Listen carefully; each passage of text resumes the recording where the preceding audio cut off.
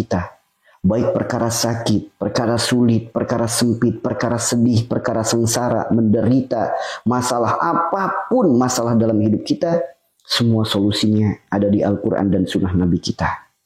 Karena Al-Quran dan Sunnah adalah sebaik-baik solusi, sebaik-baik nasihat, sebaik-baik petunjuk, sebaik-baik obat.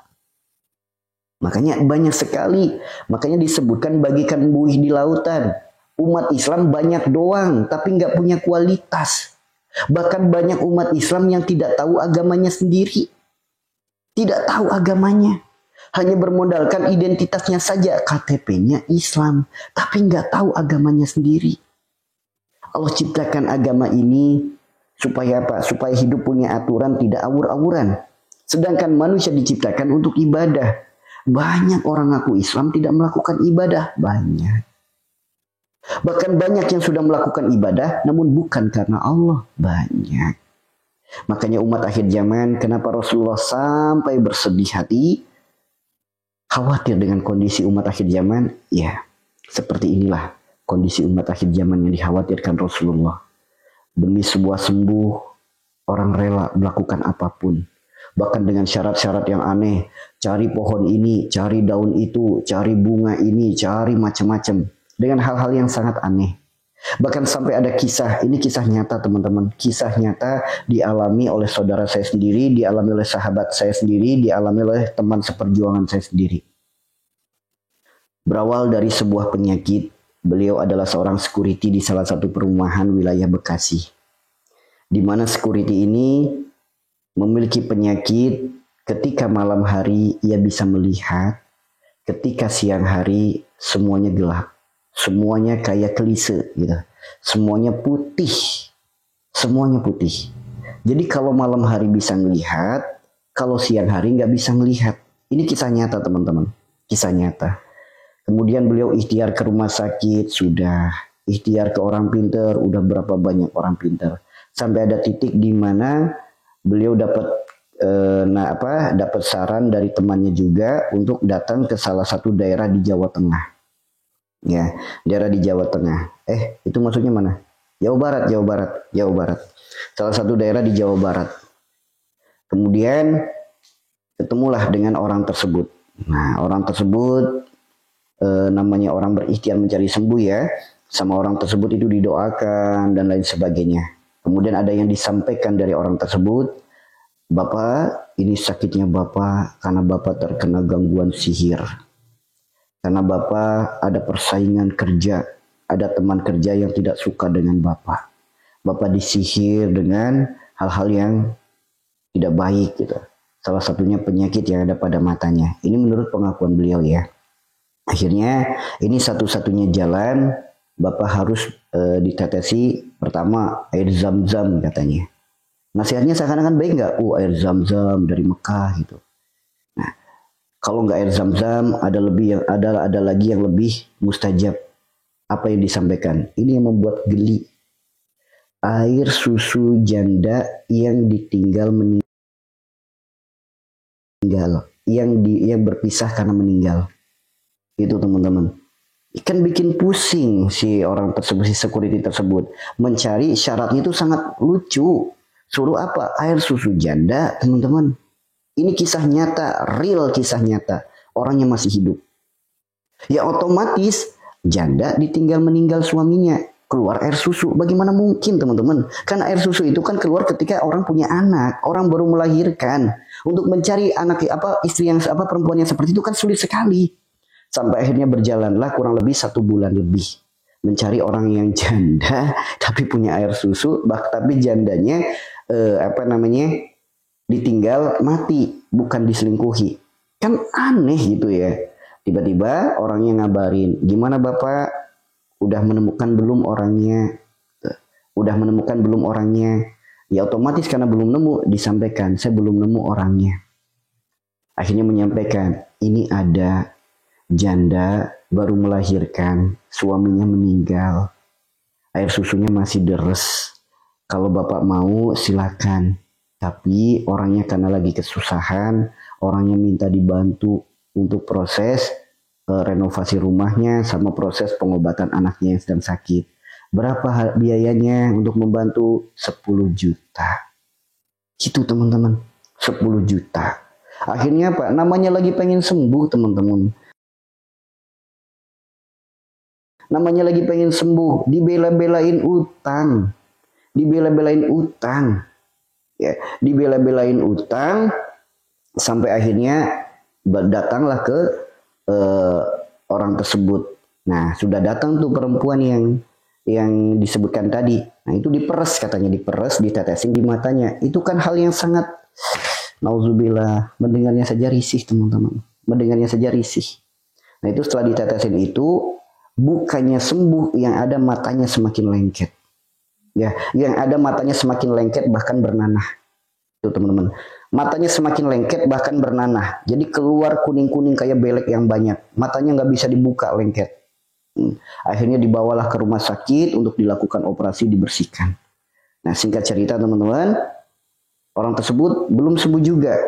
Nah, akhirnya melihat karena ada sebuah kegiatan yang sangat positif di perumahan tersebut, akhirnya si security tersebut mendatangilah sebuah majelis di perumahan tersebut. Nah, majelis itu adalah majelis zikir silaturahim umat cahaya ilahi di pusat, yaitu di Kemang Pratama 2, Bekasi. Kemudian mendatangi tersebut, kemudian minta tolong, Ustadz, saya punya masalah gini, saya punya sakit seperti ini, bahkan saya sudah ikhtiar ke Jawa Barat, wilayah Jawa Barat, saya dikasih air susu janda, gitu. Ya kan hanya bisa ditertawakan ya teman-teman ya. Nah, akhirnya diberilah saran, diberilah nasihat, kemudian didoakan. Subhanallah teman-teman. Malam itu dikasih saran, malam itu dikasih nasihat. Orangnya, si security-nya mengakui kesalahannya, mengakui dosa-dosanya, mengakui perbuatannya. Kemudian didoakan bersama-sama dengan para santri-santri saat itu. Subhanallah teman-teman. Besok paginya bangun tidur, matanya sudah bisa melihat lagi. Matanya sudah bisa melihat lagi. Sudah normal kembali. Nah, sebagai bentuk rasa syukur, beliau sampai sujud syukur dan beliau langsung pengen penasaran. Kok bisa? Hanya didoakan doang penyakitnya sembuh. Hanya dengan mengakui kesalahan penyakitnya sembuh. Nah, si orang tersebut, si security tersebut akhirnya setiap hari datang ke majelis. Setiap hari datang ke majelis. Setiap hari. Pokoknya kalau dia lagi shift malam, nah dia selalu ke majelis dulu. Kalau dia lagi shift siang, sorenya sepulang kerja, dia langsung ke majelis. Pokoknya setiap hari ke majelis. Sampai akhirnya teman-teman, beliau melepaskan pekerjaannya. Beliau mendaftar sebagai murid dan sekarang beliau menjadi ustadz, teman-teman. Tangannya sudah bisa menjadi perantara kebaikan untuk banyak orang. Tangannya sudah bisa menjadikan kesembuhan untuk banyak orang. Banyak sekali orang-orang yang melalui perantara tangannya, perantara doanya, perantara nasihatnya, banyak sekali yang sudah sembuh. Beliau sekarang bermukim di wilayah Bekasi, di daerah Rawalumbu, teman-teman. Ada yang di sini dari Bekasi, wilayah Rawalumbu, deket Narogong, Jalan Narogong itu. Namanya Kampung Rawaroko. Nah, itu beliau bermukim di situ. Masya Allah, banyak orang-orang yang berdatangan hanya sebatas ingin mendengarkan nasihatnya, sebatas ingin mendengarkan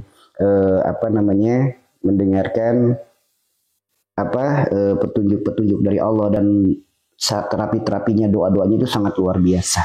Ya, beliau ada di Kampung Rawaroko, Rawalumbu, Bekasi, Narogong. Itu kisah nyata. Bukan Ustaz Taufik, bukan. Ya. Itu untuk wilayah Bekasi. Itu ada. Beliau berawal dari penyakit yang ia alami, kemudian bertemu dengan seorang ustadz, diberikan saran, diberikan nasihat, mengakui kesalahannya, mengakui dosa-dosanya, lalu ia bertobat kepada Allah dengan sungguh-sungguh. Setelah bertobat kepada Allah, merasa ini adalah sesuatu yang sangat luar biasa, kemudian orang tersebut pengen belajar, pengen ngaji, pengen mondok, pengen nyantri. Nah, akhirnya setiap hari beliau belajar sampai berjalan berapa tahun, akhirnya beliau sekarang sudah jadi ustadz. Udah banyak sekali menjadi perantara kebaikan untuk banyak orang. Dari nasihatnya, dari ceramahnya, dari petuahnya, itu luar biasa teman-teman. Luar biasa. Bahkan banyak orang-orang yang sakit dengan nasihat-nasihatnya, dengan doa-doanya, dengan terapi-terapinya, itu Masya Allah menjadi perantara kebaikan untuk banyak orang. Berawal dari sakit teman-teman. Makanya di majelis kita itu banyak sekali Orang berawal dari sakit, yang berawal untuk ngobatin dirinya sendiri, akhirnya jadi obat untuk orang lain. Hampir semua pemimpin cabang seperti itu. Hampir semua ustadz-ustadz yang ada di majelis kita seperti itu. Hampir semua. Nah, itulah kenapa di tempat kita itu ada program pelatihan. Belajar jadi obat untuk diri sendiri sebelum jadi obat untuk orang lain. Maka kemarin peserta pelatihan 40 hari insya Allah berawal dari masalah, berawal dari penyakit, berawal dari kerumitnya kehidupan. Insya Allah pulangnya bisa menjadi manfaat untuk banyak orang. Ya, pulangnya bisa menjadi manfaat untuk banyak orang. Kemarin peserta pelatihan berapa orang kemarin? 20 orang ya, 19 atau 20 orang gitu. Itu Masya Allah. Insya Allah pulangnya sudah menjadi cahaya. Pulangnya sudah bisa menjadi perantara kebaikan. Bahkan ada orang yang pulang langsung ada orang-orang yang berdatangan, ada orang yang minta tolong untuk diterapi, untuk dikasih nasihat, untuk diberikan solusi. Itu banyak teman-teman. Nah inilah teman-teman. Ayo, sebaik-baik manusia adalah yang bermanfaat bagi yang lain. Maka mari sama-sama kita latih diri kita agar diri kita menjadi manfaat bagi yang lain. Allah titipkan harta, sudah belum harta kita menjadi manfaat bagi yang lain? Allah titipkan kita sehat, sudah belum sehat kita bermanfaat bagi yang lain? Allah titipkan kita waktu, Allah titipkan kita ilmu, Allah titipkan kita apapun itu yang Allah titipkan, sudah belum menjadi manfaat bagi yang lain? Itu teman-teman. Ya, jadi ayo jadikan diri kita manfaat bagi yang lain. Teman-teman dengan teman-teman istiqomah mendengarkan setiap paginya, setiap sarannya, setiap nasihatnya, setiap ilmunya. Teman-teman mendengarkan sampai akhirnya teman-teman paham. Hanya bermodalkan paham dari apa yang disampaikan setiap pagi, itu saja sudah bisa menjadi cahaya bagi lingkungan. Sudah bisa menjadi cahaya bagi yang lain. Namun tetap sampaikan dengan kelembutan. Sampaikan dengan kebijaksanaan. Jangan ada justifikasi dan jangan ada menggurui. Ya, insya Allah bermanfaat semuanya. Karena banyak kan di antara kita, banyak yang ada di antara kita yang belum pernah ketemu, belum pernah ke majelis, hanya mendengarkan sarannya, mendengarkan nasihatnya, mempraktekkan sarannya. Banyak yang udah sembuh, banyak. Itulah bukti bahwasanya sembuh itu mudah, sembuh itu murah, sembuh itu gratis. Bagi yang mau mengakui kesalahan, mau bertobat, mau memperbaiki. Mau.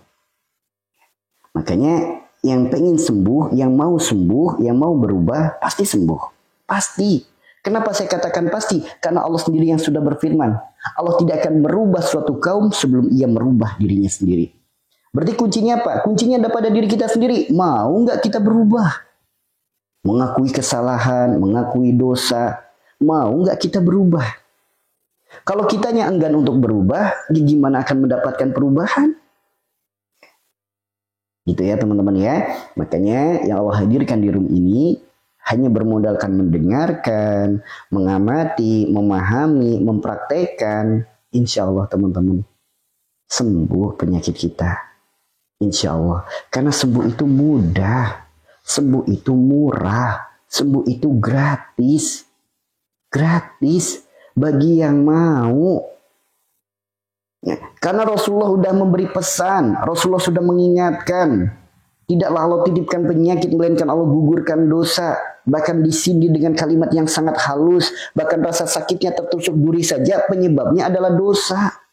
Apalagi rasa sakitnya asam lambung, rasa sakitnya vertigo, rasa sakitnya saraf kejepit, rasa sakitnya stroke, rasa sakitnya usus buntu, rasa sakitnya batu empedu, rasa sakitnya penyakit jantung, paru-paru, asma dan lain sebagainya.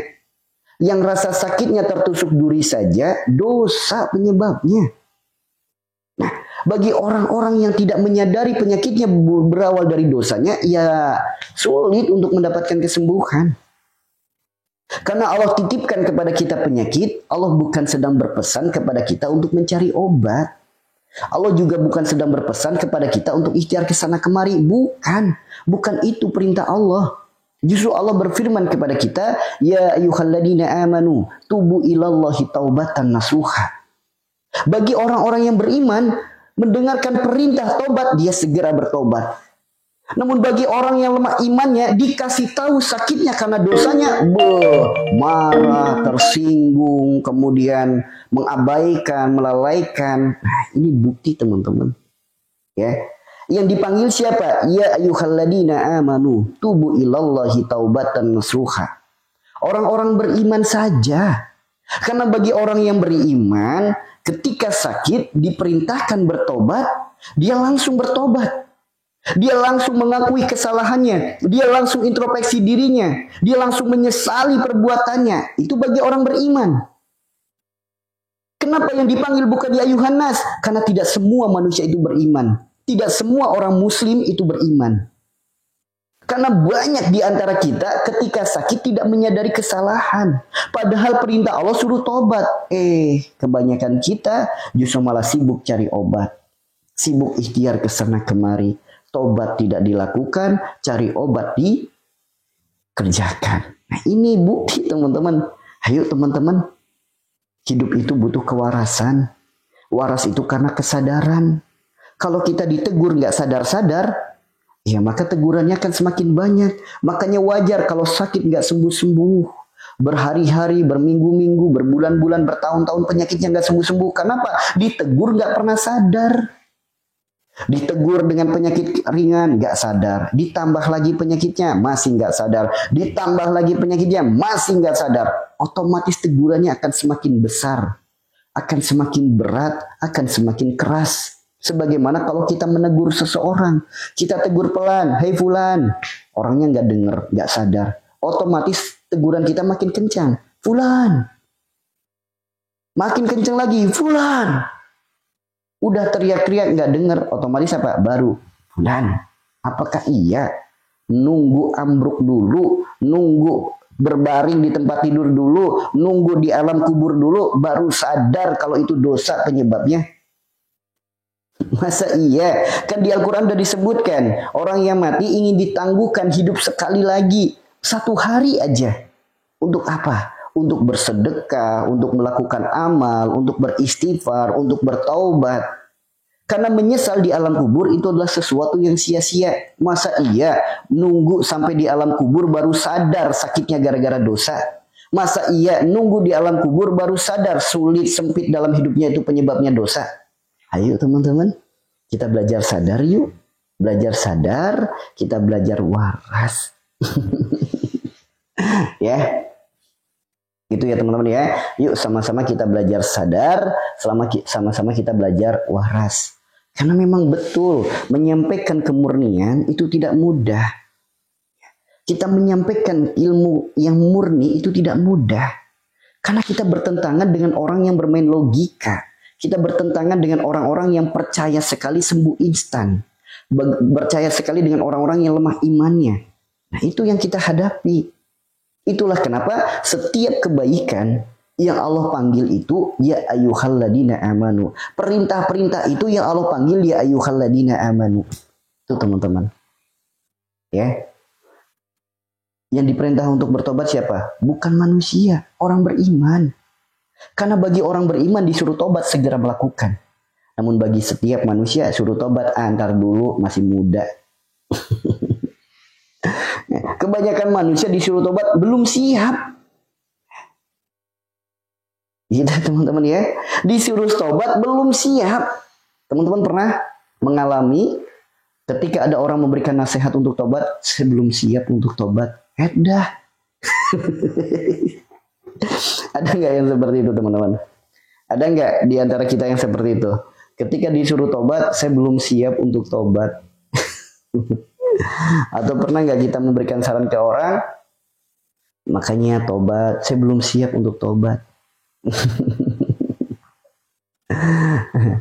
Itu memang menyampaikan kebaikan itu tidak mudah. Jangankan kita teman-teman, manusia yang penuh dengan aib, manusia yang penuh dengan dosa, manusia yang penuh dengan kesalahan. Nabi kita, Nabi Muhammad Rasulullah Sallallahu Alaihi Wasallam, Nabi yang jujur, yang amanah, sifatnya dikenal baik, dari kecilnya dikenal baik. Itu aja menyampaikan kebenaran, banyak yang menentang, banyak yang gak percaya, banyak yang menganggapnya aneh, bahkan tidak sedikit menganggapnya sesat. Tuh teman-teman, Nabi kita dari kecil terjaga. Orang yang jujur, orang yang amanah, orang yang tidak pernah berbohong, tidak pernah melakukan keburukan, selalu kebaikan yang ia lakukan.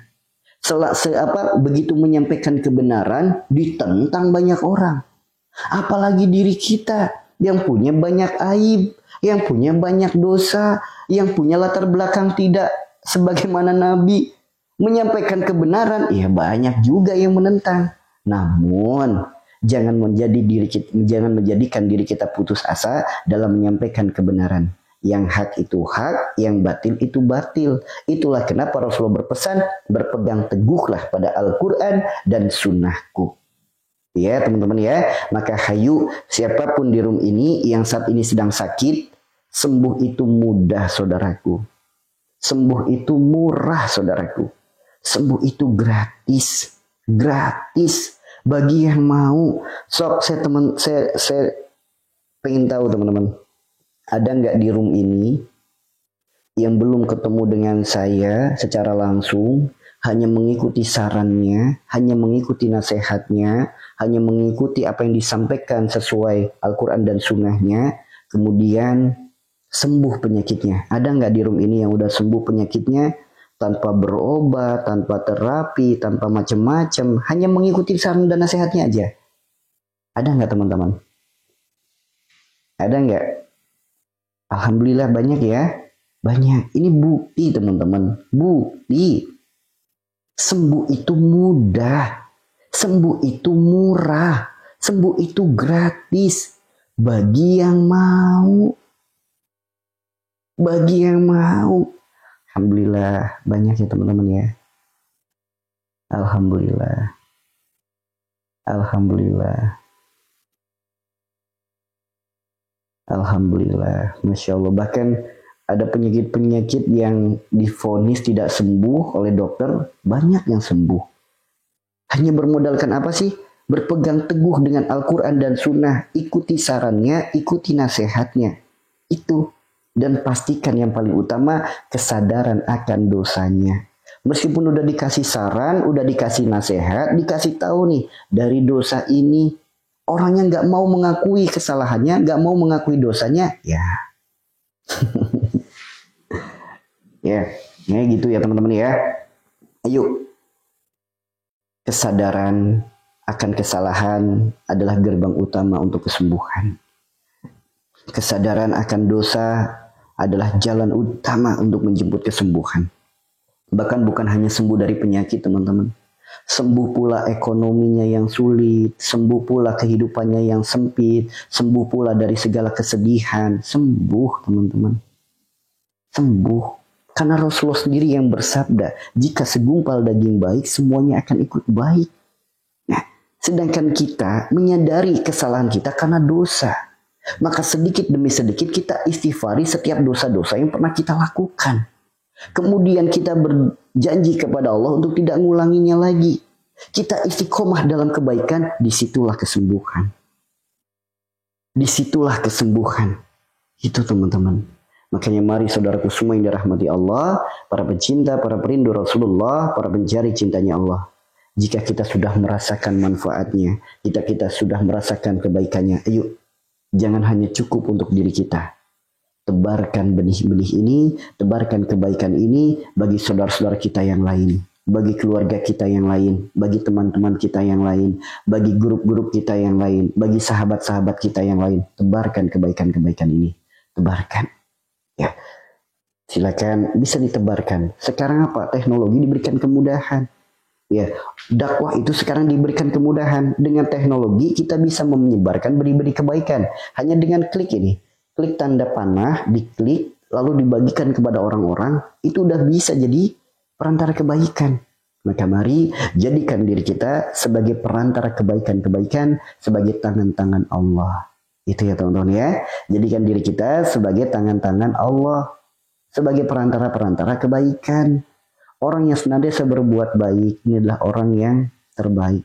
Karena sebaik-baik manusia adalah yang bermanfaat bagi yang lain. Yuk teman-teman, Jadikan diri kita manfaat. Tebarkan benih-benih kebaikan ini. Karena boleh jadi di luar sana banyak saudara kita, keluarga kita yang sedang putus asa dengan penyakitnya, putus asa dengan masalahnya, putus asa dengan kehidupannya. Bismillah. Semoga berkumpulnya di room ini sebagai jalan sembuh yang berkah, sebagai pertolongan-pertolongan yang berkah dari Allah. Amin ya Allah, amin ya Rabbal Alamin. Ya, saudaraku semua yang dirahmati Allah, kunci daripada kesembuhan adalah kesadaran akan dosa, kesadaran akan kesalahan. Kesadaran, berarti sadar, bukan ya Allah ampuni dosa hamba, tapi nggak sadar dengan dosa yang mana, bukan itu.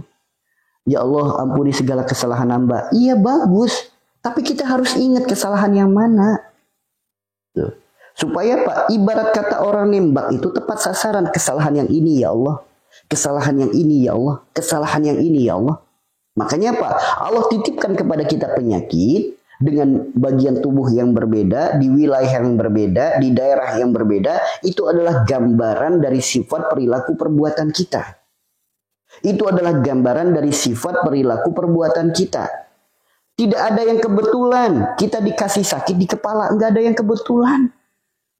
Nggak ada yang kebetulan, tiba-tiba ada orang pankreasnya rusak, nggak ada yang kebetulan. Nggak ada yang kebetulan, tiba-tiba ada orang sakit asam lambung, nggak ada yang kebetulan. Gak ada yang kebetulan tiba-tiba sakit jantung. Gak ada yang kebetulan. Jangankan penyakit pada diri kita, daun yang jatuh dari tangkainya saja sudah ditetapkan dan Allah yang mengaturnya. Apalagi sakit dalam tubuh kita.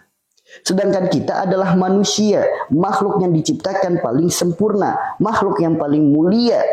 Apakah kita sudah menjalani peran kita dengan baik sehingga kita layak disebut manusia yang sempurna, manusia yang mulia sebagai khalifah fil ard? Layakkah diri kita sudah disebut sebagai khalifah fil ard? Itu teman-teman. Makanya hayu, kesadaran akan kesalahan itulah jalan kesembuhan. Kesadaran akan kesalahan itulah jalan kesembuhan. Makanya akui kesalahan kita, akui dosa kita. Tapi saya bingung Ustaz, doa apa yang harus apa? Dosa yang mana yang pernah saya lakukan? Saking banyaknya, saya nggak tahu dosa mana yang menjadikan penyebab penyakit ini. Ada nggak yang kayak gitu? Di saat suruh istighfar, bingung nih. Dosa mana yang sebagai penyebab penyakit? Kesalahan apa yang sebagai penyebab penyakit? Ada nggak yang seperti itu? Ada nggak teman-teman? Bismillah. Ada nggak ketika kita mau istighfar dari penyakit-penyakit kita, tapi kita bingung nih dari dosa yang mana, dari kesalahan yang mana, dari sifat yang mana, dari perilaku yang mana, dari perbuatan yang mana? Ada yang bingung nggak?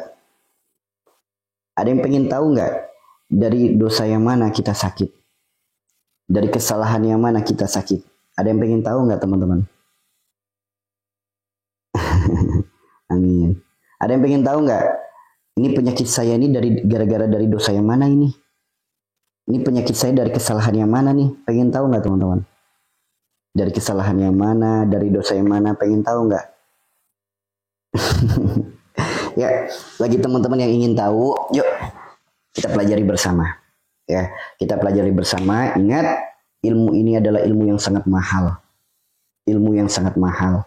Ilmu yang mungkin teman-teman terkadang pernah ketemu orang, kemudian kita datang ke orang tersebut, seakan-akan orang itu tahu kesalahan kita, seakan-akan orang itu bisa menerawang kita, seakan-akan orang itu bisa mengetahui diri kita. Pernah melihat orang-orang yang seperti itu? Kalau kita ketemu dia tuh seakan-akan aib kita kebuka semua. Gini teman-teman, ini ada ilmu yang sangat mahal sekali. Ilmu yang sangat luar biasa sekali. Tidak cukup 1, 2, 3 tahun untuk mempelajarinya. Tidak cukup. Bahkan ilmu ini dicuri di saat perang terakhir, hancurnya kekhilafahan. Dicuri ilmu ini. Sehingga dipakai untuk orang-orang barat. Dipakai oleh mereka-mereka yang memerangi orang Islam. Kitabnya dicuri, semuanya dicuri. Ini ilmu yang sangat mahal sekali. Ilmu yang sangat luar biasa sekali.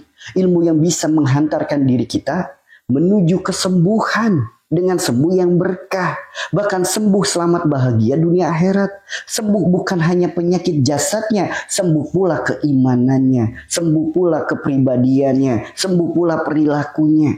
Makanya ini ilmu yang sangat mahal sekali. Mahal sekali. Bagi orang yang memahami sebuah ilmu, pasti orang ini sangat menghargai ilmu-ilmu seperti ini. Namun bagi orang-orang yang tidak pernah menghargai ilmu, hal seperti ini hanya dianggap untuk bahan tertawaan. Tuh. Padahal ini ilmu yang sangat luar biasa sekali. Di mana disebutkan man arafa nafsahu faqad arafa rabbahu. Kenali dirimu maka niscaya engkau akan mengenal Tuhanmu. Sok, bisa nggak kita mengenali diri kita? Bisa nggak kita mengenali diri kita? Mengetahui dari mana datangnya penyakit aja kita masih bingung. Dari mana datangnya sakit ini, dari perilaku yang mana aja masih bingung. Bagaimana mungkin kita bisa mengenali diri kita? Paling yang bisa kita kenali hanya saya lahir dari orang tua si ini. Saya lahir berada di daerah sini. Saya usianya segini. Paling hanya sebatas itu. Saya hobinya ini, makanan favorit saya ini. Paling setahunya hanya itu. Kita belum tahu banyak hal akan diri kita. Bahkan masih banyak orang yang tidak menyadari dirinya adalah khalifah fil ard, pemimpinnya bumi. Sebelum memimpin alam semesta ini, kita harus bisa memimpin diri kita sendiri. Sudahkah kita memimpin mata kita dengan baik? Sudahkah kita memimpin pendengaran kita dengan baik? Sudahkah kita memimpin lisan kita dengan baik? Sudahkah kita memimpin jasad kita dengan baik? Nah, makanya ini ilmu yang sangat mahal, ilmu yang sangat luar biasa bagi orang-orang yang mau belajar. Yuk, ada nggak di sini yang mau belajar? Supaya kita ada bekal ilmu sebagai bahan muhasabah, sebagai bahan introspeksi diri. Ternyata sakit kita ini dari sifat yang ini. Ternyata sakit kita dari perilaku yang ini, dari dosa yang ini, dari perbuatan yang ini. Maka mari yuk sama-sama, yang mau dicatat silakan, yang mau direkam silakan. Ya, meskipun ini mahal, teman-teman dapatkannya dengan gratis. Ya, namun hargailah ilmu.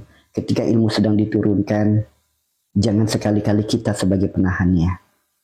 Maka biarkan ilmu itu turun. Ketika ada pertanyaan, baru ditanyakan. Paham di sini teman-teman? Paham di sini? Yuk, bismillah. Berawal dari sebuah ayat. Di Al-Quran disebutkan, Al-Quran surat An-Nur, ayat 35. Di mana Allah berfirman dalam ayat tersebut, ya, Allah pemberi cahaya bagi langit dan bumi. Perumpamaan cahayanya bagaikan sebuah tabung kaca yang tidak tembus oleh cahaya. Cahaya itu dinyalakan dari pohon yang diberkahi, yang tidak tumbuh di barat, tidak pula tumbuh di timur. Bahkan minyaknya saja hampir-hampir menerangi. Nah, bahasa ini tuh bahasa yang sangat mendalam sekali. Bahasa yang penuh akan makna. Di mana dalam diri kita itu, kita memiliki 3 alam. Disebutnya dalam Al-Quran alam miskat, alam misbah, alam al-jujajah.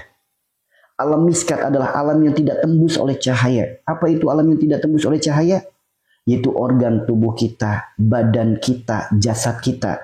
Alam yang tidak tembus oleh cahaya. Kemudian di dalam alam tersebut, itu ada alam lagi, namanya al-jujajah. Apa itu al-jujajah?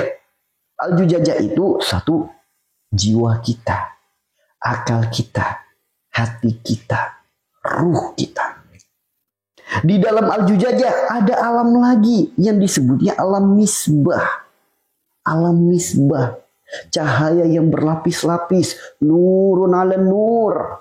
Cahayanya berlapis-lapis. Ini adalah alam nurani. Ya, alam nurani.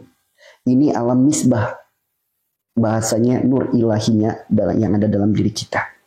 Alam misbah, di luarnya alam al-jujajah, di luarnya lagi alam miskat. Berarti kita hidup itu bukan hanya seonggok jasad. Bukan. Jasad hanya wadah. Untuk memberikan wadah kepada alam al-jujajah, yaitu jiwa, akal, hati, dan ruh kita. Ternyata jiwa, akal, hati, dan ruh itu juga memiliki wadah yang namanya alam misbah. Nah, ini memang ilmu agak lumayan tinggi teman-teman. Ya. Namun bukan berarti tinggi kita tidak mampu dalam mempelajarinya, enggak. Insya Allah teman-teman akan paham. Nah, jiwa itu apa, akal itu apa, hati itu apa, ruh itu apa, jasad itu apa. Apakah kita sudah mengenalinya? Yang disebut jiwa itu seperti apa? Yang disebut ruh itu seperti apa? Yang disebut dengan akal itu seperti apa? Udah memahami belum teman-teman? Karena ini peranan yang sangat penting. Peranan yang sangat penting teman-teman. Peranan yang sangat penting dalam hidup kita. Karena kita terlalu sibuk memikirkan perkara jasad. Karena kita terlalu sibuk memikirkan perkara casing. Kita terlalu sibuk memikirkan perkara kulit. Sehingga apa? Kita tidak mengenali apa yang ada dalam tubuh kita. Bedanya jiwa, akal, hati, dan ruh. Ada yang tahu nggak teman-teman? Saya tanya, ruh itu letaknya di mana? Ada yang tahu? Ada yang tahu nggak teman-teman? Ruh itu letaknya di mana? Ada yang tahu? Ruh itu di mana? Ada yang tahu nggak? Jangan ruh dulu deh. Hati itu di mana teman-teman? Hati itu di mana? Letaknya hati itu di mana?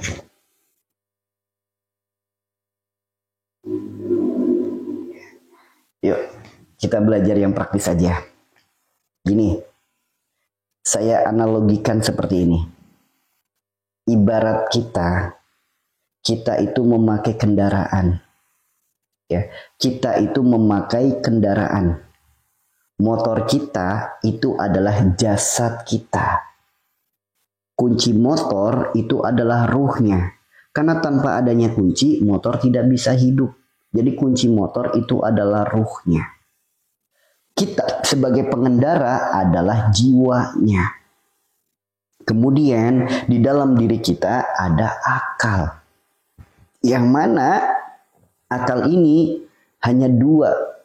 Condong ke hati atau condong ke nafsu. So, ketika kita berjalan naik motor, pelan, tiba-tiba ada orang marah-marah, geber-geber. Ya, sambil marah-marah intinya. Kira-kira apa yang ingin kita lakukan? Kita pakai motor mewah nih, pakai motor yang bagus. Tiba-tiba ada motor rongsokan, geber-geber kita, marahin kita, ngecek kita, ngehina kita. Kira-kira apa yang akan kita lakukan? Kira-kira ya, tergantung dari keadaan hatinya. Kalau hatinya condong kepada nafsu, pasti dia akan marah. Dia nggak terima, dia akan kejar balik. Namun kalau hatinya akalnya condong kepada hati, dia akan mencoba untuk melapangkan dada. Oh, dia mah lagi buru-buru, soalnya pengen ke toilet. Oh, dia mah lagi buru-buru mau jamaah ke masjid. Oh, dia mah lagi buru-buru istrinya mau lahiran. Tuh, kalau condongnya kepada hati akan melahirkan kebijaksanaan. Condongnya kepada hati akan melahirkan keselamatan. Namun kalau condongnya kepada nafsu, nggak terima dihina, nggak terima dihujat, nggak terima dikasih musibah, nggak terima diejek, dia kejar. Di saat proses mengejar, misal tiba-tiba dia menabrak pedagang. Tumpahlah dagangannya. Kira-kira yang akan diamuk oleh massa, kira-kira motornya, kuncinya, apa orangnya? Yang akan diamuk oleh massa, kira-kira motornya, kuncinya, apa orangnya? Yuk, dia akan mendapatkan pengadilan di kantor polisi. Kira-kira motornya, kuncinya, apa orangnya? Orangnya kan? Nah, inilah teman-teman, ketika kita meninggal, yang akan merasakan siksa kubur itu adalah jiwa kita. Jasad kita bisa juga merasakan siksa kubur. Ketika kita pakai jasad kita hanya untuk melakukan keburukan, jasad pun akan merasakan siksa kubur. Namun yang akan mengalami alam akhirat, padang mahsyar, kemudian di jembatan Shiratal Mustaqim, nah itu semua bukan jasad kita, tapi jiwa kita. Lantas kemana ruh? Ruh kembali kepada Allah. Inna lillahi wa inna ilaihi raji'un. Ruh itu kembali kepada Allah. Jadi yang akan merasakan adalah diri kita sendiri, jiwa kita sendiri. Nah, yang jadi pertanyaannya, udah kenal belum dengan diri sendiri? Nah kan belum. Masih banyak orang yang nggak kenal dirinya sendiri. So, kalau lagi marah itu diri kita atau nafsu kita. Tapi kenapa selalu jadi kendaraan untuk nafsu? Nah, makanya Allah ciptakan manusia itu dengan karunia yang sangat luar biasa. Manusia itu bisa bercahaya Apa cahayanya? Dari pohon yang diberkahi. Apa sih pohon yang diberkahi itu? Yang tidak tumbuh di barat, tidak pula tumbuh di timur. Berarti di mana tumbuhnya? Di tengah-tengah.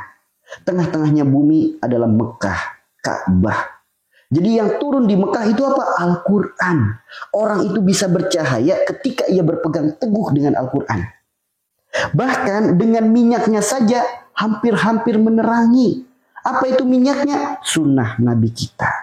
Jadi kalau kita berpegang teguh dengan Al-Quran dan Sunnah, cahaya berlapis-lapis, cahaya terang benderang. Sebagaimana disebutkan dalam Al-Quran, nurun ala nur, cahaya berlapis-lapis. Namun Allah memberikan cahayanya bagi hambanya yang ia kehendaki, tidak kepada semua manusia. Cahaya itu hanya diberikan kepada orang-orang yang Allah kehendaki. Makanya kita berdoa kepada Allah, ya Allah, jadikanlah hamba sebagai hambamu yang kau kehendaki untuk mendapatkan cahaya tersebut. Jadikanlah Al-Quran dan Sunnah sebagai pedoman dalam hidup hamba, penopang hidup dalam hidup hamba, solusi dalam kehidupan hamba. Dan jadikanlah hamba bersandar kepadanya. Itu teman-teman. Mohon kepada Allah. Nah, makanya penting. Dalam penyakit, dari mana datangnya penyakit? Ya karena akalnya lebih condong kepada nafsu. Nah, nafsu yang mana? Nah, ini pelajaran yang harus kita simak. Tubuh kita pertama dibagi menjadi dua. Batasnya adalah leher. Batasnya adalah leher. Leher itu ada garisnya. Di mana setiap garis dalam tubuh kita jumlahnya ada 114 garis. Dari mulai garis kepala, garis mata, garis kening, garis telinga, garis leher, garis apapun dalam tubuh kita jumlahnya ada 114. Sebagaimana 114 surat dalam Al-Quran. Bahkan ada garis yang paling luar biasa dalam tubuh kita, yaitu garis telapak tangan kita. Di mana jari jemari kita memiliki garis dari ujung kelingking sampai ibu jari, setiap jari memiliki garis. Di mana setiap ruas jarinya kita hitung, setiap titiknya ada 33. Sebagaimana 33 kalimat tasbih. Sok kita hitung bersama. 1, 2, 3, 4, 5, 6, 7, 8, 9, 10, 11, 12, 13, 14, 15, 16, 17, 18, 19, 20, 21, 22, 23, 24, 25, 26, 27, 28, 29, 30, 31, 32, 33. Sebagaimana 33 kalimat tasbih. Bukan hanya hal itu teman-teman. Telapak tangan kita pun membentuk garis. Di mana garis telapak tangan kita membentuk angka Arab. Ini angka 8, ini angka 1. Ini pun sama. Ini angka 1, ini angka 8. 18, 81. Jika dijumlah berapa? 99 Asmaul Husna. Bukan hanya itu. Ternyata jari jemari kita pun membentuk garis. Jumlahnya ada 5. Ini jika diperhatikan teman-teman. Yang paham kaligrafi ini membentuk lafaz Arab. Di mana ini adalah alif, lam, ha. Dibaca apa? Allah. Ini pun sama, alif, lam, ha. Dibaca Allah. 99 Asmaul Husna, 33 kalimat tasbih. Apakah itu kebetulan? Enggak. Garis dalam tubuh kita itu tidak ada yang kebetulan. Bahkan di Al-Quran disebutkan ketika dua lautan bertemu, ada dinding pembatas sebagai garisnya untuk memisahkan. Begitupun karena manusia miniaturnya bumi, dalam tubuh manusia pun dipenuhi dengan garis untuk memisahkan antara bagian yang satu dengan yang lainnya. So, disebut jari itu karena apa? Karena ada batasnya. Ini jari. Ini bukan jari lagi. Karena udah ada garisnya. Ini telapak tangan. Disebut lengan karena apa? Karena ada garisnya. Tuh teman-teman. Dan ketika dua lautan bertemu, dalam tubuh kita pun ada dua alam yang bertemu, di mana dua alam ini tidak saling menyentuh. Di mana alam itu? Ini adalah lembaran catatan kehidupan kita, disebutnya alam kitab. Di sini ada garis yang sangat lurus, di mana garis ini memisahkan antara kulit yang putih sedikit dan kulit yang gelap sedikit. Sebagaimana teman-teman lihat video tentang dua lautan bertemu dengan air yang jernih dan air yang agak gelap. Apalagi teman-teman yang kulitnya sawo agak mateng. Itu kelihatan banget di sini garisnya. Garisnya ini memisahkan antara kulit yang tebal dan kulit yang tipis. Di sini juga ada garis memisahkan badan bagian depan dan bagian belakang. Kemudian di sini juga ada garis untuk memisahkan sebelah kanan dan sebelah kiri. Ternyata garis dalam tubuh kita sangat banyak sekali teman-teman. Totalnya ada 114 garis. Nah, ada garis yang paling vital. Garis utama disebutnya. yaitu garis antara leher. Ini adalah batas antara dunia dan akhirat. Orang gak punya tangan masih bisa hidup. Orang gak punya kaki masih bisa hidup. Tapi orang gak punya leher gak bisa hidup, teman-teman. Karena leher adalah batas dunia dan akhirat. Maksudnya apa? Jika ada penyakit dari leher ke atas, itu penyakit yang disebabkan karena perkara urusan dunia. Penyebabnya dari kesalahan kita perkara dunia. Penyebabnya karena sifat-sifat kita perkara dunia. Dan jika ada penyakit dari leher ke bawah, penyakitnya disebutnya wilayah akhirat. Penyakitnya disebabkan berkaitan dengan ibadah. Penyakitnya disebabkan karena perkara ruhani kita. Yuk, maka bagi teman-teman, jika teman-teman merasa room ini bermanfaat, yuk teman-teman sambil mendengarkan, jangan lupa disupport tap-tapnya. Bismillah, semoga angka ini bisa sampai di 300-nya. Bismillah, dari 260 orang, 250 orang, di tap bersama-sama. Insya Allah angkanya sampai. Sambil mendengarkan, sambil di tap-tap ya teman-teman ya. Ingat, leher ke atas disebutnya wilayah dunia. Sakit yang disebabkan karena perkara urusan dunia.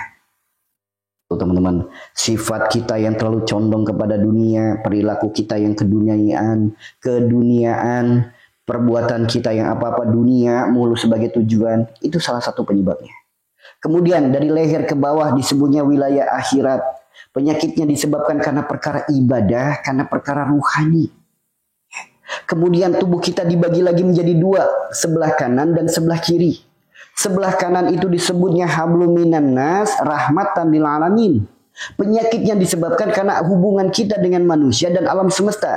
Jika ada penyakit dari ujung kepala sampai ujung kaki kita, penyakit yang terdapat di wilayah kanan, bagian tubuh sebelah kanan, penyakit yang disebabkan karena hubungan kita dengan manusia dan hubungan kita dengan alam semesta. Itu kalau sebelah kanan.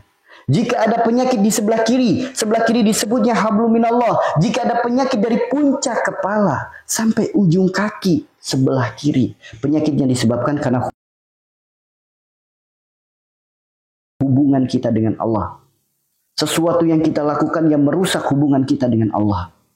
Maka kita tinggal lihat penyakit kita bagian tubuh yang mana. Penyakit kita di wilayah yang mana. Itu tinggal kita lihat. Kita ingat-ingat, astagfirullahaladzim, ternyata inilah penyebabnya. Karena ruhani saya yang bermasalah. Karena hablum minanas saya yang bermasalah. Karena hablum minallah saya yang bermasalah. Nah, mungkin sebagian teman-teman masih bingung. Maka saya akan memberikan contoh teman-teman. Satu penyakit. Mudah-mudahan menjadi jembatan untuk teman-teman semakin paham. Contoh. Karena ini penyakit yang paling komplit. Ya. Penyakit stroke teman-teman. Penyakit stroke. Penyakit stroke itu tangan dan kaki berkurang fungsinya. Tangan dan kaki berkurang fungsinya. Tangan dan kaki berkurang fungsinya, itu stroke. Ada yang lumpuh dan lain sebagainya. Sekarang saya tanya, tangan dan kaki itu wilayah mana? Wilayah dunia atau wilayah akhirat? Saya tanya teman-teman. Saya tanya, tangan dan kaki itu wilayah dunia atau wilayah akhirat? Kan tadi udah pada nyimak nih. Leher ke atas itu apa, leher ke bawah itu apa. Nah, tangan dan kaki itu wilayah mana? Wilayah dunia apa wilayah akhirat? Alhamdulillah, langsung pada pinter ya. Wilayah akhirat. Ya, berarti berkaitan dengan ibadah. Nah, orang yang punya penyakit stroke sebelah kanan, tangan dan kaki berkurang fungsinya, secara medis, orang terkena penyakit stroke karena adanya sumbatan pada otak kepalanya. Jika stroke-nya sebelah kanan, maka ada sumbatan otak di sebelah kiri. Jika stroke-nya sebelah kiri, karena adanya sumbatan otak sebelah kanan. Jadi kalau kita auzubillah ya, jangan sampai. Jadi kalau ada manusia yang terkena penyakit stroke sebelah kanan, itu karena adanya sumbatan pada otak sebelah kiri. Nah, itu secara medisnya. Lantas dari mana datangnya penyakit itu? Dari dosa yang apa penyebab penyakit itu? Dari perilaku dan perbuatan yang mana yang menyebabkan penyakit itu? Lihat, tangan dan kaki wilayah di bawah leher disebutnya wilayah akhirat. Sebelah kanan disebutnya hablum minanas rahmatan lil alamin. Perkara akhirat yang hubungannya dengan manusia dan alam semesta. Perkara apa itu? Silaturahim. Orang yang terkena penyakit stroke sebelah kanan adalah orang yang memutus silaturahim. Orang yang punya masalah dengan silaturahimnya. Boleh jadi ada perilakunya yang menyakiti orang lain sampai akhirnya rusak silaturahimnya. Perbuatannya yang merusak silaturahimnya. Perilakunya yang merusak silaturahimnya dengan seseorang. Maka bagi siapapun yang terkena penyakit stroke sebelah kanan, segera perbaiki silaturahimnya. Dengan siapa diperbaiki? Pertama, dengan pasangannya. Kedua, dengan orang tuanya, mertuanya, anak-anaknya, saudaranya, keluarganya, temannya, sahabatnya. Perbaiki silaturahimnya. Yuk, segera perbaiki. Orang stroke sebelah kanan pasti ada silaturahim yang bermasalah. Boleh jadi ada ucapan yang menyakiti hati orang lain, sehingga orang itu jadi membenci kita, akhirnya rusak silaturahimnya. Atau mungkin kita mengambil hak orang lain, orangnya sakit hati, rusak silaturahimnya. Itu orang yang stroke sebelah kanan.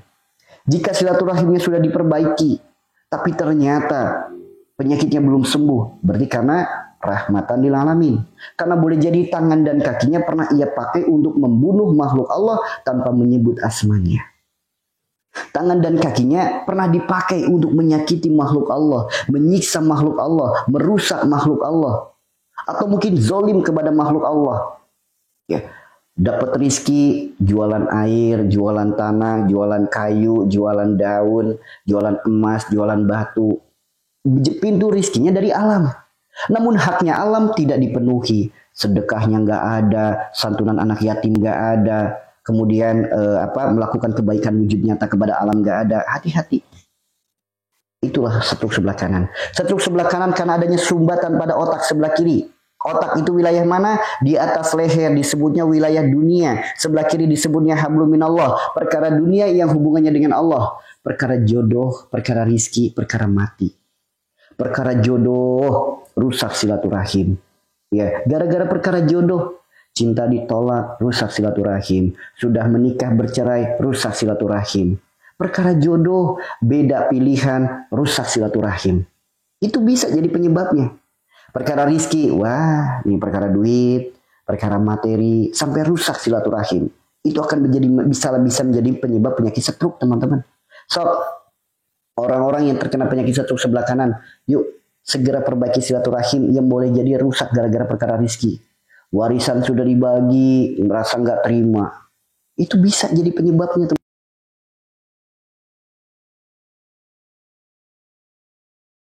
teman-teman. Nggak terima, akhirnya rusak silaturahim dengan saudaranya. Nah, ada satu lagi, perkara mati.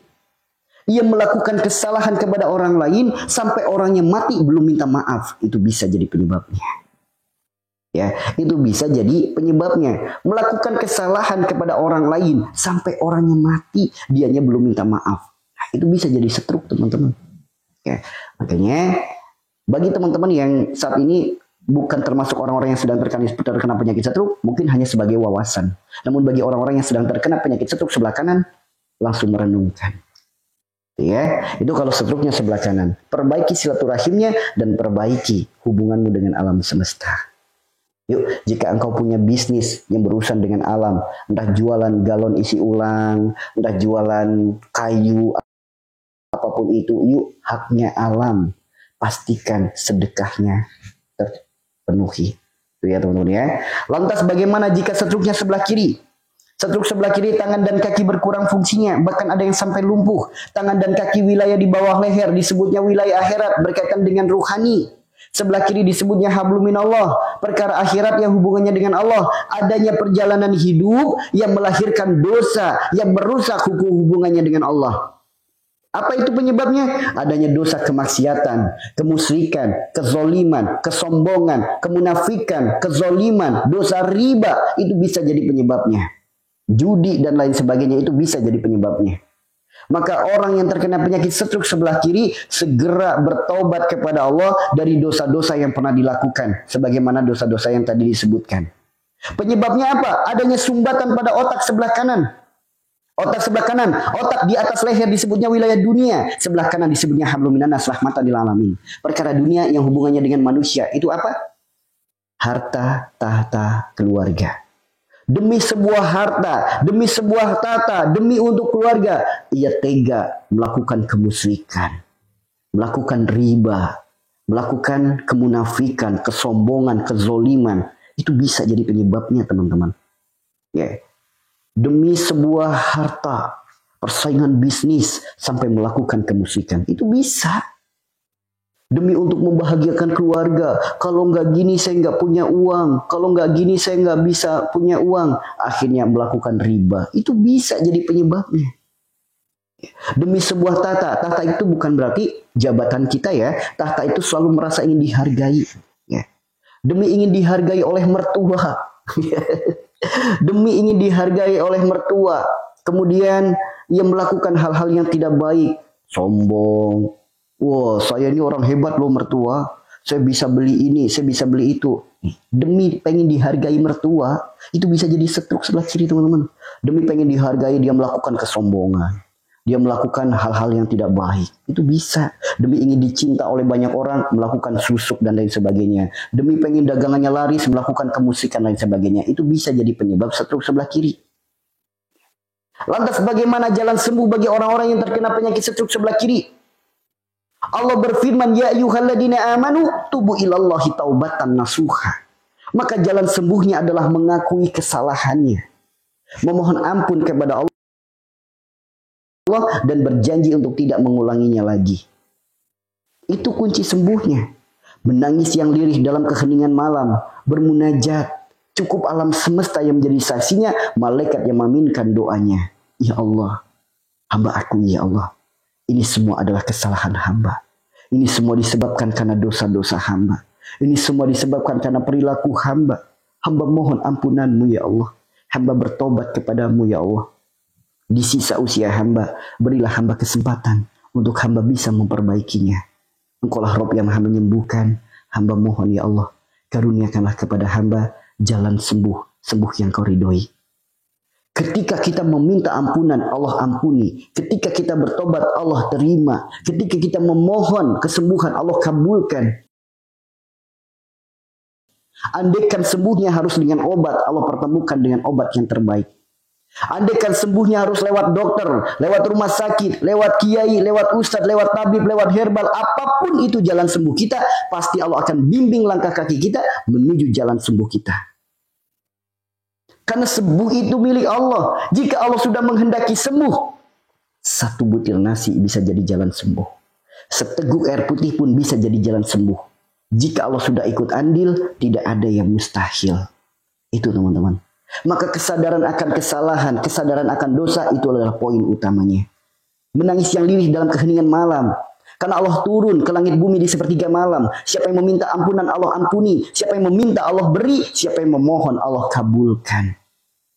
Allah senantiasa ngintip nih bahasanya nih. Allah senantiasa melihat kita. Ini siapa nih hamba-hambaku yang mau minta ampunan? Mau aku ampuni loh. Ini siapa yang mau meminta? Mau aku beri loh. Ini siapa nih yang mau dikabulkan permohonannya? Mau dikasih loh. Tapi orang yang lagi sakit pada sibuk tidur dengan nyenyak. Tidur dengan nyenyak. Bahkan mentang-mentang lagi sakit, nggak apa-apa saya nggak sholat, soalnya saya lagi sakit. Itu teman-teman. Itu teman-teman. Itulah kenapa banyak sekali orang sakit lama sembuhnya. Karena nggak sadar-sadar dan merasa aman. Saya orang sakit nggak diwajibkan sholat. Astagfirullahaladzim. Kalau nggak bisa berdiri, duduk sholatnya. Nggak bisa duduk, berbaring. Ya berbaring masih sulit, pakai isyarat. Isyarat nggak bisa, sholatin. Kalau nggak bisa sholat, sholatin. Itu udah mati, sama aja orang mati. Orang yang nggak bisa sholat itu sama aja orang mati. Maka sholatin aja. Yasinin gitu. Yasinin. Seperti itu teman-teman ya. Maka hayu teman-teman. Kesadaran akan kesalahan adalah kunci kesembuhan. Ya, waalaikumsalam semuanya. Kesadaran akan kesalahan adalah kunci kesembuhan, teman-teman. Yang aneh itu udah mas sakit gak sadar kesalahan, pengennya sembuh, sholat kagak mau, tobat gak mau, ngimpi pengen sembuh, dah. Aneh gitu teman-teman, aneh. Barakallah. Ya, itu ya. Nah, lantas apa ikhtiar yang bisa dilakukan? Kalau kita bicara dengan data, yang bersumber dari Al-Quran dan Sunnah itu enak nyampeinnya. Ya, kalau pengen sembuh disebutkan dalam kitab Tibun Nabawi. Kitab Tibun Nabawi adalah kitab rujukan utama para ulama-ulama, para ustadz, para pendakwah yang berdakwah lewat jalan pengobatan. Ya, disebutkan dalam kitab Tibun Nabawi, Rasulullah bersabda, semua penyakit ada obatnya dan sebaik-baik pengobatan adalah hijamah. Bahkan orang melakukan hijamah di punuk, titik kahil namanya, ini di punuk, Rasulullah sebutkan 72 penyakit sembuh. Kemudian Allah sebutkan lagi, ada satu titik lagi bisa menyembuhkan 100 penyakit. Titik mana itu? Titik umum mugis. Umum mugis itu apa? Puncaknya kepala. Di mana puncak kepala itu? Lurusnya daun telinga. Nah, ini kan ketemunya di sini. Nah, ini puncak kepala. Dibekam di sini, Rasulullah bersabda 100 penyakit sembuh. Ketika Rasulullah yang bersabda, kira-kira percaya enggak? Ketika dokter yang ngasih saran, percaya. Giliran sabda Rasulullah enggak percaya. Pengennya dapat syafaat Rasulullah. Dah, kagak nyambung. Ya. Katanya pengen dapat syafaat Rasulullah. Sunah-sunahnya nggak dipercaya, sabdanya nggak dipercaya, sabda pedagang obat dipercaya, sabda orang PA dipercaya, sabda orang pintar dipercaya. Dah, ya, gitu ya teman-teman ya.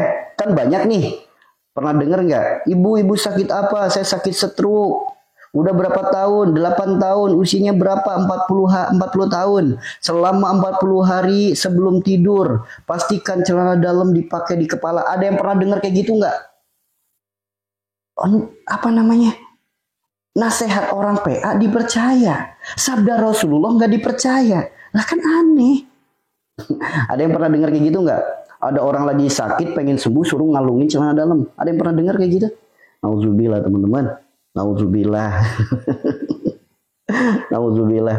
Jangan sampai kita termasuk orang-orang yang terkena fitnah akhir zaman. Ada yang pernah dengar nggak? Orang sakit merendam celana dalam.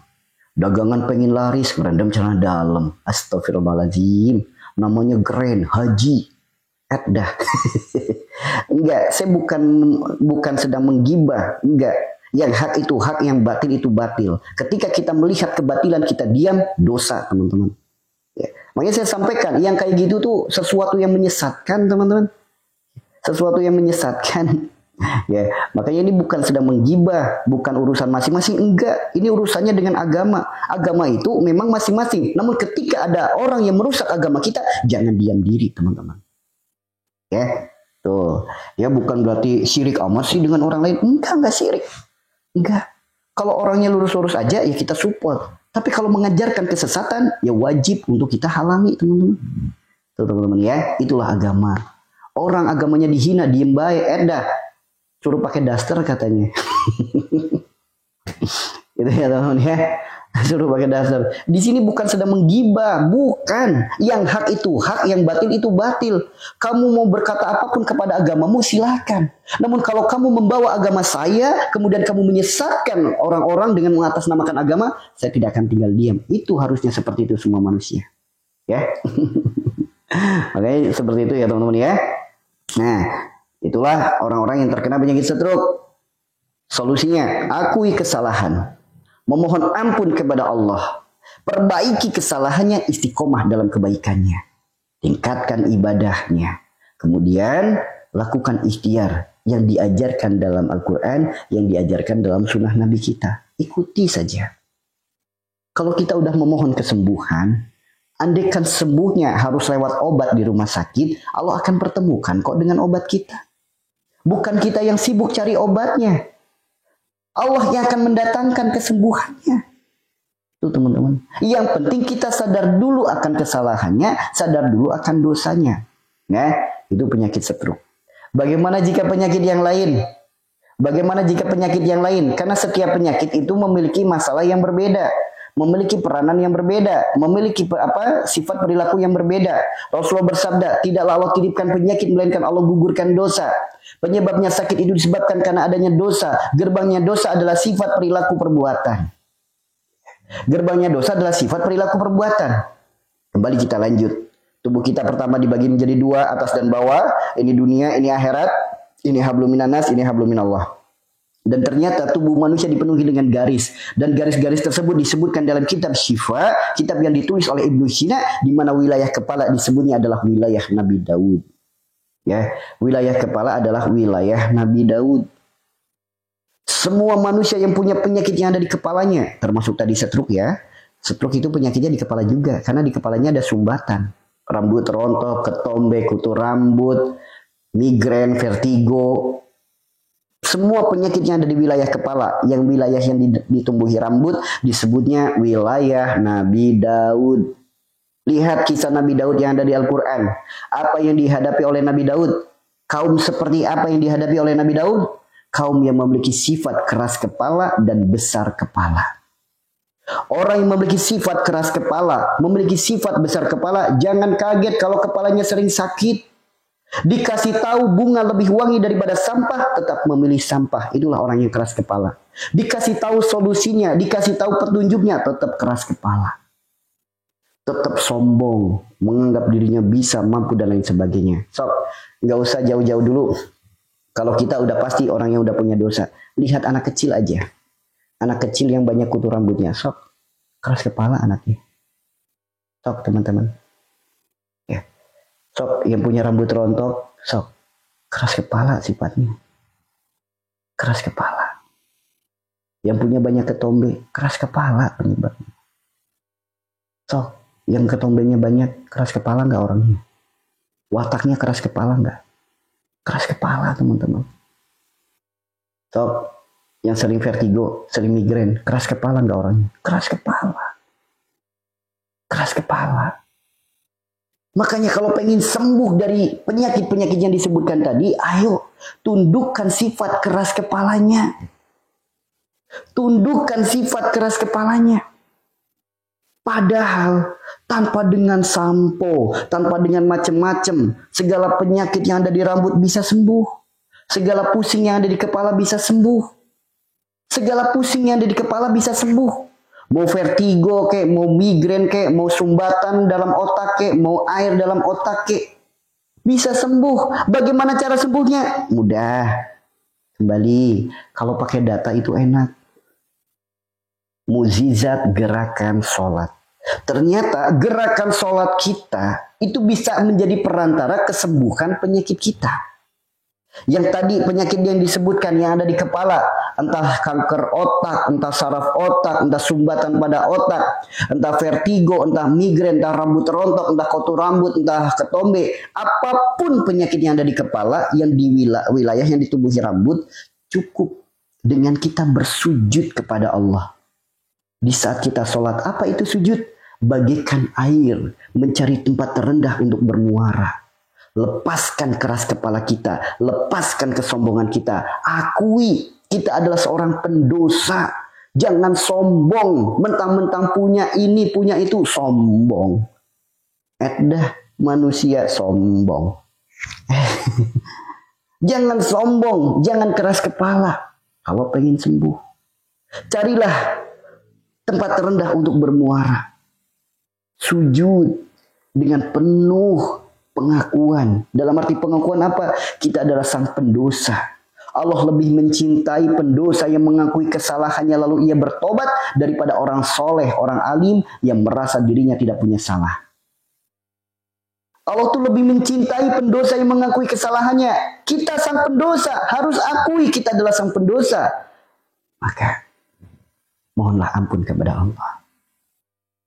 Allah tidak suka dengan orang soleh, orang alim yang merasa dirinya nggak punya salah. Yang bikin ketawa lagi, yang bikin lucu lagi, soleh kagak, alim kagak, merasa dirinya nggak punya salah. Dah, udah nggak ada harganya yang kayak gitu teman-teman. Ya. Yuk, Allah lebih Allah mencintai seorang pendosa yang mengakui kesalahannya lalu ia bertobat daripada orang soleh, orang alim yang merasa dirinya nggak punya salah. Lah kita soleh belum, alim belum, merasa dirinya nggak punya salah.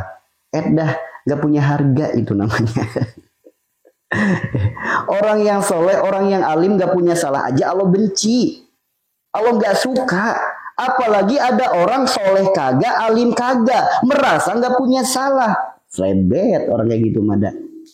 Semoga kita semua dijauhkan dari sifat-sifat itu teman-teman. Dengan kita bersujud, mencari tempat terendah untuk bermuara. Kita akui dosa-dosa kita, lepaskan keras kepala kita, hancurkan kesombongan kita. Dengan kekuatan dalam kolbu kita, subhana rabbiyal a'la wa bihamdih. Kolbu adalah jantung. Jantung fungsinya memompa darah. Ketika kolbu kita bertasbih kepada Allah, jantung kita pun berdetak dengan tasbih. Jantung fungsinya memompa darah. Maka setiap darah yang terpompa saat kita bersujud dengan tasbih yang kita dawamkan, darah itu membawa gelombang zikir. Setiap bagian tubuh yang terlewati, setiap bagian tubuh yang teraliri, apapun penyakitnya, sembuh penyakitnya, teman-teman. Sembuh penyakitnya, teman-teman. Ya? Makanya dengan kita sujud yang benar saja, sakit kepala ada sembuh. Dengan kita sujud yang benar saja, rambut rontok juga bisa sembuh. Makanya sujudnya yang benar. Jangan kayak ayam taltul. Yang kayak gitu. Sujudnya sebagaimana kita seorang pendosa. Akui kesalahan. Lepaskan sifat keras kepala. Lepaskan sifat besar kepala. Itu baru namanya sujud. Bukan atas sebatas Allahu Akbar. Gak ada kesadaran akan dosa. Gak ada kesadaran akan kesalahan. Gak ada puji-pujian kepada Allah. Ya itu hanya sebatas gerakan. Teman-teman ya. Ya bismillah. Bismillah yuk. Menuju kewarasan yuk. Jadilah orang yang waras. Orang yang waras itu orang yang sadar. Kalau kita nggak sadar berarti tandanya kita nggak waras. Kalau kita nggak sadar berarti tandanya kita nggak waras. Gitu ya teman-teman ya. Jadi orang sakit nggak sadar dosanya berarti itu orang nggak waras. Ya. Orang sakit nggak sadar dosanya berarti itu orang nggak waras. Gitu ya teman-teman ya.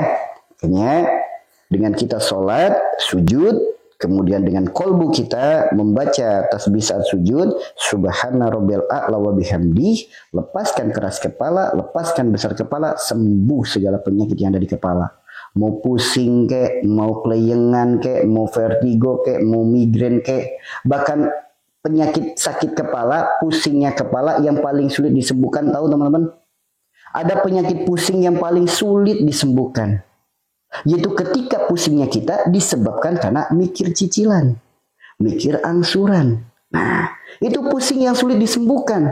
Namun dengan kita sujud bagaikan air mencari tempat terendah untuk bermuara, lepaskan keakuan yang tinggi, hempaskan keras kepala, hempaskan kesombongan dengan kekuatan dalam kolbu subhana rabbil a'la wa bihamdih. Kemudahan dari segala kesulitan, teman-teman. Kemudahan dari segala kesulitan. Orang kalau sujudnya benar, cicilan mah gampang. Orang kalau sujudnya benar, angsuran mah gampang. Karena sujudnya benar. Itu tadi udah disebutkan Kak Ita. Ya, itu tadi udah disebutkan. Ya, orang kalau sujudnya benar, ibadahnya benar, pasti hidupnya diberikan kemudahan. Karena sumber kebahagiaan adalah ketaatan kepada Rob kita. Jadi sumbernya kebahagiaan adalah ketaatan. Ya, sumbernya kebahagiaan adalah ketaatan. Maka orang sujudnya benar aja, bukan hanya sakit kepala secara organ, bukan hanya sakit kepala secara fisik. Sakit kepala penyebabnya dari hutang, itu aja bisa lunas. Sakit kepala yang disebabkan karena angsuran, karena cicilan, karena kebutuhan, kan itu sakit kepala yang sulit disembuhkan. Sujudnya benar aja, Allah berfirman, "Wa may yattaqi la yaj'alhu makhraja wa yarzuqhu min haitsu la yahtasib wa may yatawakkal 'alallahi fa huwa hasbuh innallaha balighul amri." Jika kita bertawakal kepada Allah, Allah akan berikan pintu pertolongan dari arah yang tidak disangka-sangka. Nggak usah dipikir, akan datang pertolongan dari Allah dari sesuatu yang tidak kita pikirkan. Tuh teman-teman, makanya masalah jangan dipikirkan. Nggak akan nyampe pikiran kita untuk menyelesaikan masalah kita, nggak akan sampai. Karena tanpa pertolongan Allah, apalah diri kita. Tanpa campur tangan Allah, apalah diri kita. Tuh teman-teman ya, harus dipahami. Makanya jangan sombong. Merasa bisa, merasa pintar, merasa punya ilmu, merasa sekolahnya tinggi. Jangan, aduh teman-teman. Jangan. Masalah itu tidak akan selesai kalau hanya dipikirkan. Hutang tidak akan lunas kalau cuma dipikirin. Angsuran tidak akan mudah kalau cuma dipikirin. Jangan dipikirkan masalahnya, zikirkan keadaannya. Jadi kalau ada kesulitan, jangan memikirkan kesulitannya, namun jadikan kesulitan sebagai pijakan anak-anak tangga untuk kita lebih dekat kepada Allah. Ada sulit, zikir. Zikir itu apa? Mengingat Allah. Ada sulit, langsung ingat Allah, mendekat, ibadah. Ada sakit, ingat Allah. Ada sempit, ingat Allah. Sembuh nanti teman-teman. Yakin. Jangan ragu. Masa dengan firman Tuhan ragu, berharap masuk surga tanpa hisab. Yuk, belajar sedikit demi sedikit, kita latih diri kita. Ya, ada masalah, ingat Allah. Ada kesulitan, ingat Allah. Apapun yang jadi masalah kita, ingat Allah. Jangan diingat masalahnya. Karena orang kebanyakan mikir, orangnya akan jadi kentir, teman-teman. Akan semakin banyak masalah kalau orang banyak mikir. Jadi kalau kita hidup cuma kebanyakan mikir, rambut rontok, asam lambung kambuh, badan kurus, imun tubuh lemah, gampang masuk angin, gampang sakit badan. Sok orang yang lagi banyak pikiran, apa baik dirasa. Barakallah kita. Ya, orang kalau lagi banyak pikiran, apa aja dirasa. Badan makin kurus, asam lambung naik, badan pegel linu semuanya. Dada sesek, nafas pendek, perut sakit, kepala pusing, leher kaku, pundak sakit. Tuh kalau banyak pikiran. Maka hidup itu bukan untuk dipikir. Tapi hidup itu untuk zikir. Jadikan masalah itu sebagai pijakan anak-anak tangga untuk kita lebih dekat kepada Allah. Teman-teman, ya. Jadikan masalah itu pijakan anak-anak tangga untuk kita lebih dekat kepada Allah. Karena mustahil kita bisa menyelesaikan masalah kita tanpa campur tangan Allah di dalamnya. Mustahil. Pikiran, masalah jangan ditaruh di pikiran. Otak kita punya kapasitas, jebol. Ciri-cirinya apa? Mendidih kepalanya, rambut pada rontok sampai botak. Tuh, orang kalau banyak pikiran, rambutnya botak, teman-teman.